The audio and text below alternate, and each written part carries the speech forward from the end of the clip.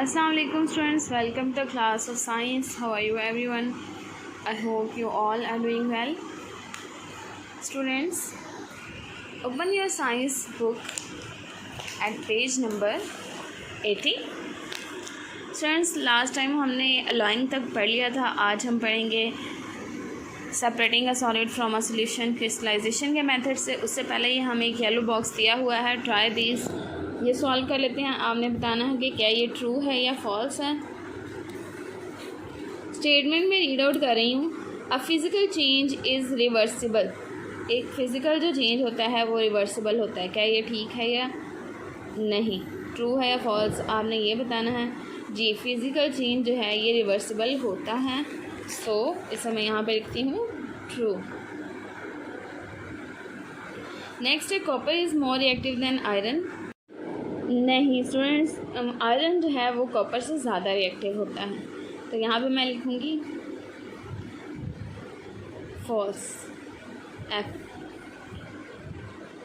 The presence of oxygen and water is necessary for rusting of iron. Iron को rust लगने के लिए oxygen और वाटर का होना ज़रूरी है. जी बिल्कुल, मॉइस्चर का और ऑक्सीजन का होंगे तभी आयरन को रस्ट लगेगा. तो ये क्या है, true. Next, a burning of a paper sheet is a physical change. अगर आप पेपर शीट को बर्न करते हैं तो क्या ये फिज़िकल चेंज है? No, it's a chemical change.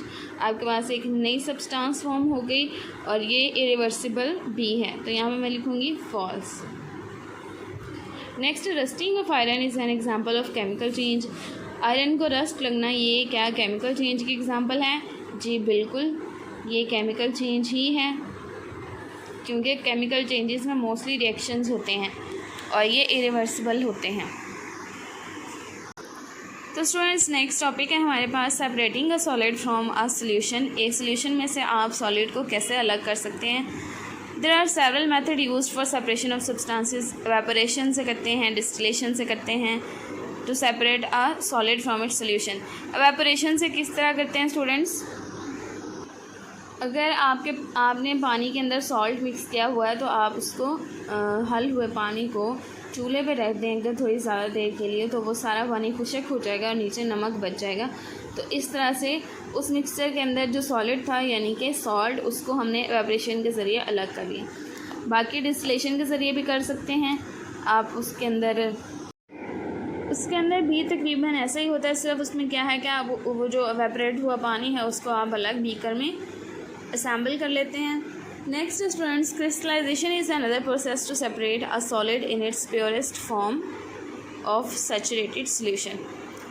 It is an example of physical change. एक और मेथड कौन सा? क्रिस्टलाइजेशन का मेथड है. स्टूडेंट्स, हम देखते हैं क्रिस्टलाइजेशन किस तरह से की जाती है. Crystallization is the process of forming a solid crystalline precipitate from a solution or melted substance.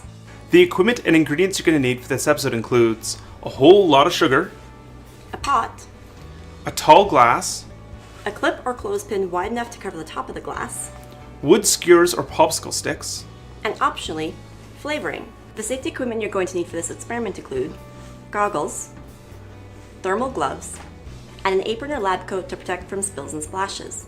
Also, because the sugar solution is extremely hot, adult supervision is required.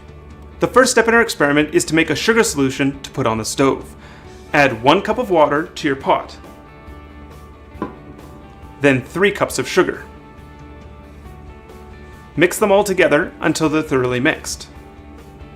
Next, take one of your skewers and dip it in some water, and then roll it in sugar. This will create the seed crystals for a rock candy. Once it's coated, set it aside until it's dry. While you wait for your sticks to dry, place the pot that contains the solution onto the stove and turn the stove up to high. Continue to stir your solution as it warms up. Once your solution begins to boil, stir it rapidly until all the sugar has been mixed into the solution. Once all your sugar is mixed in, this is a great time to add any flavoring or coloring. Once you're done mixing in all your sugar, colors, and flavors, remove it from the burner. The next step in our experiment is take your boiling solution and pour it into the glass in which you're going to grow your crystals. Let the solution cool for 10 minutes, and then place the sugar-coated stick into the middle of the glass and hold it in place with the clip. Leave your solution in a warm, dry place to cool. As it cools, crystals will begin to grow on the stick. The process of growing these crystals can take a couple of days up to a couple of weeks. Check your crystals daily and make sure that the crystals growing on the stick don't come in contact with any crystals growing on the sides or bottom of the glass.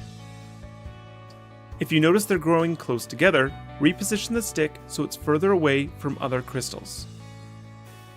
Once your crystals are done growing, use a knife to crack the top shell of your solution. Gently remove your crystals from the solution and hang them in a new glass using the clip to hold it in place to drip and dry. Once your crystals have finished dripping and drying, you'll have a delicious, crystalline, sugary snack. During the filming of this episode, we tried using Kool-Aid for flavoring and coloring. We had limited success and the crystals grew quite small. We think the sucralose and other additives inhibited the growth of the crystals on the sticks. When we repeated this experiment using food coloring and liquid flavoring extracts, we had greater success in growing larger crystals. To get a lighter color, we used 10 to 15 drops of food coloring, and for the darker color, we used around 50 to 60 drops.